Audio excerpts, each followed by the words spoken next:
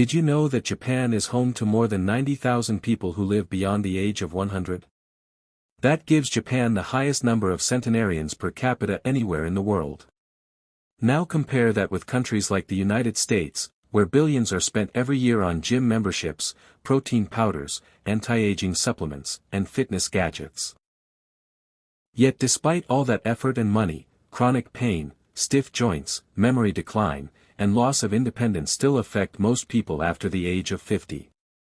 So what's the difference? What are the Japanese doing that the rest of the world is missing? It isn't just sushi, seaweed, or green tea. It isn't simply genetics either. When researchers from top institutions like Harvard and Stanford began studying Japan's oldest adults, many well into their 90s and 100s, they noticed something surprising. These elders weren't just alive, they were alert, mobile, balanced, and largely independent. And the biggest discovery wasn't about diet or intense exercise. The real secret was hidden in 6 gentle daily movements, so simple and subtle that Western medicine once brushed them off as insignificant. That is, until brain scans, joint imaging, balance assessments, and long-term health data revealed a completely different picture. Here's the most shocking part. One of these movements, practiced for just 2 minutes a day, was associated with an average increase of 7 years in lifespan.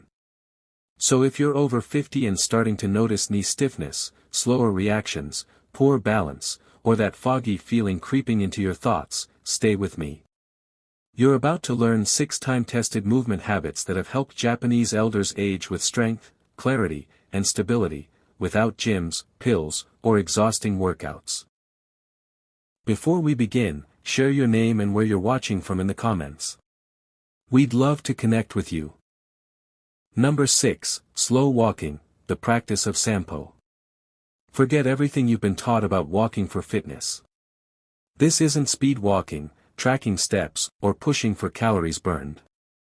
In Japan, many elders practice a form of mindful walking called sampo every morning, and it may be one of the most overlooked health habits in the modern world.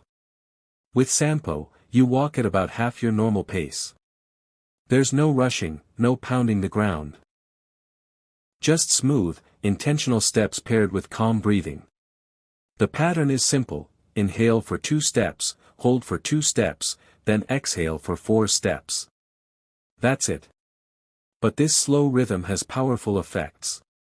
Studies show that this walking-breathing combination synchronizes the heart and nervous system, improves focus, lowers blood pressure, and sharpens balance by activating deep stabilizing muscles. A decade-long study from Kyoto University found that older adults who practiced sampo daily had dramatically lower arterial stiffness and moved with the ease of people decades younger. Why does it work? Because slow walking forces your feet to fully connect with the ground. Each step rolls through the heel, arch, and toes, activating all 33 joints in each foot. These signals retrain the brain's balance system, especially the parts that weaken with age. You won't find this in a gym, and you won't break a sweat. But after a few weeks, many people report feeling calmer, steadier, and more mentally grounded. Tip: start with 10 minutes on grass, soil, or a natural surface if possible. Uneven ground gently challenges your muscles even more. This isn't just walking. It's how the Japanese quietly tune their bodies and minds each morning, and you can too. Number 5, Radio Taiso, a nation that moves together. Every morning at exactly 6:30 a.m. a familiar melody plays across Japan on national radio. It's not the news or weather, it's the signal for Radio Taiso, a short movement routine practiced by millions of people at the same time. Created in 1928, Radio Taiso is a 3-minute sequence of gentle, flowing movements that includes arm swings, side bends, rotations, and knee lifts. It's done by schoolchildren, office workers, and seniors alike. This isn't a workout. There's no strain, no sweating, and no extreme positions. The movements are continuous, rhythmic, and graceful, almost like a blend of stretching and Tai Chi. In studies involving thousands of older adults, those who practiced radio taiso daily experienced fewer falls, less chronic back pain, and better mobility in the hips and shoulders well into old age. The reason is simple: these movements stimulate synovial fluid, the natural lubricant of the joints. Without regular movement, joints dry out quickly after 50, leading to stiffness and pain. The entire routine takes just over 3 minutes. You can do it barefoot, at home, in comfortable clothes. Tip: perform it right after waking up, when your body is most receptive to movement. This isn't stretching, it's daily renewal. Number 4, deep squat rest, the forgotten human position. In many Japanese parks, it's common to see elderly men and women resting comfortably in a deep squat, heels flat, spine upright, chatting or tending plants. In contrast, many people over 50 in Western countries can't hold this position for more than a few seconds. The difference isn't age, it's habit. In Japan, squatting and floor sitting are part of everyday life. Chairs are used, but they don't replace natural postures. Long-term studies show that seniors who could hold a deep squat for 2 minutes had far lower rates of assisted living dependency. Their hips stayed mobile, knees remained strong, and independence lasted longer. Biomechanically, deep squatting opens the hips fully, strengthens the pelvic floor, decompresses the spine, and keeps ankles flexible. Tip: start near a wall or chair. If your heels lift, place a rolled towel under them. Begin with short holds and build gradually. This isn't exercise, it's your body remembering how it was designed to rest. Number 3, single leg standing, balance that trains the brain. In Japan, doctors often prescribe a simple habit: stand on one leg for 1 minute, twice a day. It sounds easy, but the science is powerful. Large studies have shown that daily balance practice reduces falls, hip fractures, and even cognitive decline.